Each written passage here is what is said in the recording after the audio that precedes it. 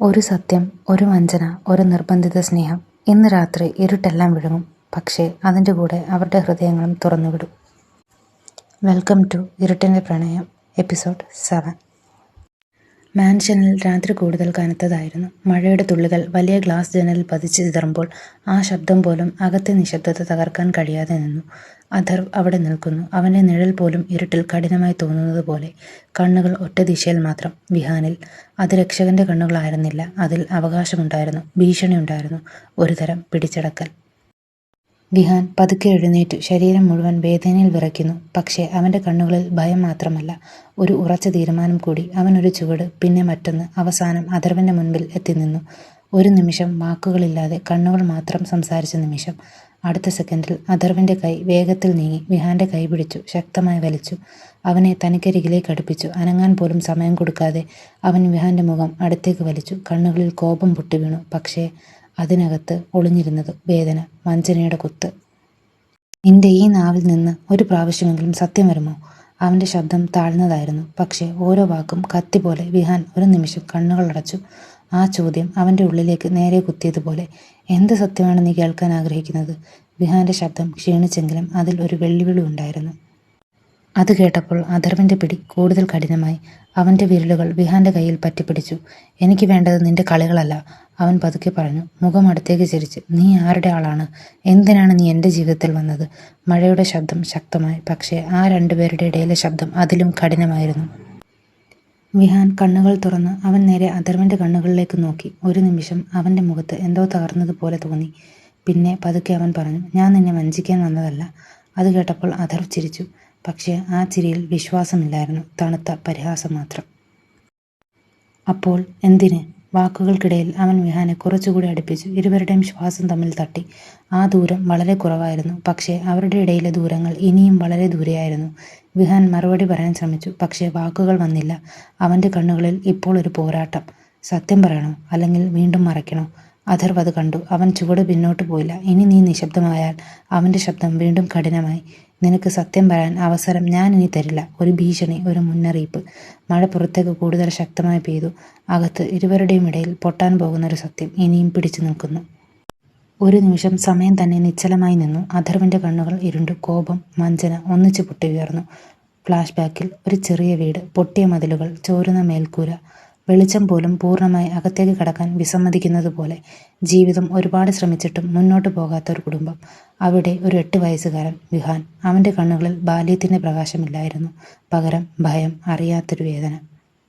അച്ഛൻ എപ്പോഴും മദ്യത്തിൻ്റെ മണം മാത്രം. വീട്ടിലേക്ക് പണം കൊണ്ടുവരാത്തൊരാൾ. പക്ഷേ കടം, പ്രശ്നങ്ങൾ, അതൊക്കെ നിറഞ്ഞു കിടക്കുന്ന ജീവിതം. രാത്രികൾ ആ വീട്ടിൽ ഒരിക്കലും ശാന്തമായിരുന്നില്ല. മദ്യത്തിൻ്റെ മണം കൂടി. പാത്രങ്ങൾ അടിക്കുന്ന ശബ്ദം, അമ്മയുടെ നിലവിളി. ഒരു കുഞ്ഞ് കതകിന് പിന്നിൽ ഒളിച്ച് കൈകൾ ചെവിയിൽ മൂടി. പക്ഷേ ശബ്ദങ്ങൾ അവനെ വിട്ടുമാറിയില്ല. ഓരോ രാത്രിയും ഒരു പേടി, ഇന്നെന്ത് സംഭവിക്കും? ഒരു രാത്രി മഴ പെയ്തുകൊണ്ടിരുന്നു. അവിടെ അതൊരു സാധാരണ രാത്രി ആയിരുന്നില്ല. അച്ഛൻ വീണ്ടും മദ്യപിച്ച് വീട്ടിൽ കയറി. കണ്ണുകളിൽ ഒരു ക്രൂരത. പണം എവിടെ? അയാളുടെ ശബ്ദം കഠിനമായി. അമ്മ ഒന്നും പറഞ്ഞില്ല. അവരുടെ നിശബ്ദത അയാളെ കൂടുതൽ ക്രൂരനാക്കി. അയാൾ കൈകൾ ഉയർത്തി അടിച്ചു. വീണ്ടും വീണ്ടും രക്തം ഭിത്തിയിൽ ചിതറി വീണു. അമ്മ നിലത്തേക്ക് വീണു.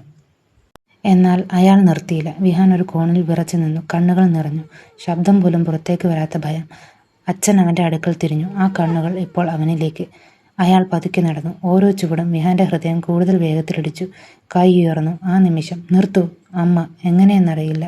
അവർ വീണ്ടും എഴുന്നേറ്റു. കണ്ണുകളിൽ ഭയമില്ല, ഒരു തീരുമാനം മാത്രം. അവർ അടുത്തുള്ള ഒരു പൂക്കൂട് പിടിച്ചു. ഒരു നിമിഷം പോലും ആലോചിക്കാതെ അയാളുടെ തലയിലേക്ക് അടിച്ചു.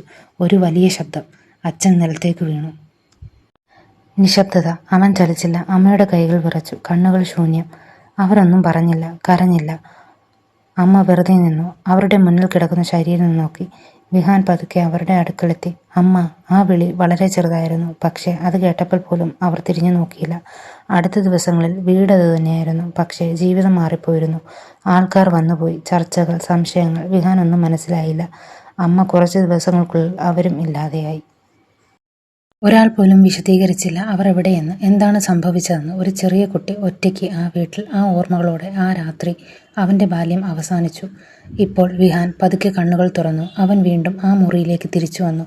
അവൻ്റെ ശബ്ദം ഇപ്പോൾ നിസ്സഹായമായി. അതിനുശേഷം എനിക്കൊരാൾ വേണമായിരുന്നു. അവൻ തലയുയർത്തി അഥർവിന്റെ കണ്ണുകളിലേക്ക് നോക്കി. ദേവരാജ്, അയാൾ തന്നെയാണ് എന്നെ കണ്ടെത്തിയത്. വിഹാന്റെ ശബ്ദം വിങ്ങി. കഴുത്തിൽ കുടുങ്ങിയ വാക്കുകൾ പുറത്തേക്ക് വരാൻ തന്നെ പോരാടുന്നത് പോലെ. അന്ന് ഞാൻ ഒറ്റയ്ക്കായി. അവൻ ശ്വാസമെടുത്തു, നെഞ്ചു കുത്തുപൊളിയുന്ന പോലെ. ആ സമയത്താണ് ദേവരാജ് വന്നത്. ഒരു നിമിഷം അവന്റെ കണ്ണുകളിൽ പഴയ ഓർമ്മകൾ തിരിച്ചു തെളിഞ്ഞു. ഭയത്തോടെ വിറച്ചിരുന്ന ഒരു കുഞ്ഞ്, അവന്റെ മുന്നിൽ ഒരു കൈ നീട്ടി നിന്ന ഒരാൾ. എന്നെ ജീവനോടെ നിലനിർത്തിയത് അയാളാണ്. ശബ്ദം തളർന്നു. അതിനുള്ള നന്ദി കൊണ്ടാണ് ഞാൻ അയാൾക്കൊപ്പം ഉണ്ടായത്. അവന്റെ വിരലുകൾ വിറച്ചു. അവൻ എന്തോ പിടിച്ചു നിൽക്കാൻ ശ്രമിക്കുന്നത് പോലെ, സ്വയം, അല്ലെങ്കിൽ അവന്റെ ഉള്ളിലെ കുറ്റബോധം. പക്ഷേ ആ ഒരു വാക്ക് മുഴുവൻ മുറിയെയും വീണ്ടും നിശബ്ദമാക്കി. വിഹാൻ പതുക്കെ തലയുയർത്തി അഥർവന്റെ കണ്ണുകളിലേക്ക് നേരെ നോക്കി. ആ നോക്കിൽ ഒളിവില്ല, ഒഴിവാക്കലില്ല, സത്യം മാത്രം. നിനക്ക് ഞാൻ തെറ്റായ വിവരങ്ങൾ തന്നത്. അവൻ വിറച്ചു. കാരണം ഒരു നിമിഷം ശബ്ദം നിലച്ചു. അയാൾ പറഞ്ഞതുപോലെ ഞാൻ ചെയ്തു. മഴയുടെ ശബ്ദം പുറത്തേക്ക് കൂടി ശക്തമായി. അതുപോലെ അവന്റെ വാക്കുകൾക്കുള്ള ഭാരം കൂടി. ദേവരാജ് പറഞ്ഞു. അവൻ കണ്ണുകൾ ഒരു നിമിഷം അടച്ചു. നീ എന്നെ ഒരിക്കലും വിശ്വസിക്കില്ലെന്ന്. ഒരു നിമിഷം പൂർണ്ണ നിശബ്ദത. അഥർവ് ഒന്നും പറഞ്ഞില്ല. അവന്റെ മുഖം വായിക്കാൻ പറ്റാത്തത്. കണ്ണുകൾ മാത്രം, ഒരുതരം കത്തുന്ന ചൂട്. പതുക്കെ അവൻ മുന്നോട്ട് വന്നു. ആ ചുവടുകൾ ശാന്തമായിരുന്നു. പക്ഷേ ഓരോ ചുവടും വിഹാന്റെ ഹൃദയമെടുപ്പിനെ വേഗത്തിലാക്കി. അടുത്ത നിമിഷം അവൻ വിഹാന്റെ മുഖം കൈകളിൽ പിടിച്ചു. പിടി കഠിനം, പക്ഷേ അതിൽ എന്തോ വിചിത്രമായ സ്നേഹത്തിന്റെ അവശിഷ്ടം. അവനെ തനിക്കരികിലേക്ക് വലിച്ചു. ഇരുവരുടെയും ശ്വാസം തമ്മിൽ തട്ടി. ചൂടായി, ഭാരമായി. അഥർവിന്റെ കണ്ണുകൾ ഇപ്പോൾ തീ പോലെ കത്തുന്നു. നീ ചാരനാണെന്ന് എനിക്കറിയാമായിരുന്നു. ആ വാക്കുകൾ വിഹാന്റെ ഉള്ളിൽ ഒരു ഇടിമുഴക്കം പോലെ പൊട്ടി. അവൻ ഞെട്ടി. കണ്ണുകൾ വലുതായി. എന്ത്? പക്ഷെ ആ വാക്കുകൾ പുറത്തേക്ക് വന്നില്ല. അഥർവ് അടുത്തേക്ക് ഒന്നുകൂടി ചായച്ചു. അവന്റെ ശബ്ദം താഴ്ന്നു. പക്ഷെ അതിൽ ഒളിഞ്ഞിരുന്നത് ഒരു ഭീഷണി, ഒരു അവകാശം. എന്നാലും ഞാൻ നിന്നെ വിട്ടില്ല. ഒരു നിമിഷം അവൻ വിഹാന്റെ മുഖം കൂടുതൽ അടുപ്പിച്ചു. അവന്റെ വിരലുകൾ വിഹാന്റെ ചുണ്ടിനരികിൽ മുറുകി. ഇപ്പോൾ ശബ്ദം കൂടുതൽ ഗാഢമായി. ഞാൻ നിന്റെ ജീവൻ രക്ഷിച്ചു. ആ വാക്കുകൾ വിഹാന്റെ നെഞ്ചിലേക്ക് കുത്തിയിറങ്ങി. അവന്റെ ശ്വാസം മുട്ടി. കണ്ണുകൾ വിറച്ചു. ഇനി? അഥർവിന്റെ ശബ്ദം ഇപ്പോൾ തീർച്ചയായ ഒരു വിധി പോലെ. നിന്റെ ജീവൻ ഇനി എനിക്ക് സ്വന്തമാണ്. ആ നിമിഷം സമയം തന്നെ നിശ്ചലമായി. വിഹാന്റെ കണ്ണുകൾ മിഴിഞ്ഞു. ആ വാക്കുകളിൽ ഭയമുണ്ടായിരുന്നു, പക്ഷെ അതോടൊപ്പം ഒരുതരം ആശ്രയം. അവൻ മനസ്സിലാക്കാൻ പോലും പേടിക്കുന്നൊരു വികാരം. അവൻ പതുക്കെ പിന്നോട്ട് പോകാൻ ശ്രമിച്ചു. പക്ഷെ അഥർവിന്റെ കൈ ഇനിയും വിട്ടില്ല. പിടി കൂടുതൽ ഉറപ്പായി. പുറത്ത് മഴ ശക്തമായി പെയ്തു. മിന്നൽ മുറിച്ചു കടന്നു. അകത്ത് രണ്ട് മനസ്സുകൾ ഒരതിരുകൾ കിടക്കുന്ന ബന്ധത്തിൽ കുടുങ്ങി. ഇത് സ്നേഹമോ അല്ലെങ്കിൽ ഒരു തടവോ? ഉത്തരം ഇരുവരും അറിയുന്നില്ല. പക്ഷേ വിഹാൻ ഇപ്പോൾ പതുക്കെ എതിർക്കാൻ പോലും കഴിയാതെ അഥർവിന്റെ ഇരുണ്ട ലോകത്തിലേക്ക് പൂർണ്ണമായി വീഴാൻ തുടങ്ങി. അവന്റെ ഉള്ളിൽ ഒരു ഭാഗം ഓടി രക്ഷപ്പെടാൻ നിലവിളിക്കുമ്പോൾ മറ്റൊരു ഭാഗം അവന്റെ അടുക്കൽ തന്നെ നിൽക്കാൻ ആഗ്രഹിച്ചു. അതായിരുന്നു ഏറ്റവും അപകടകരമായത്.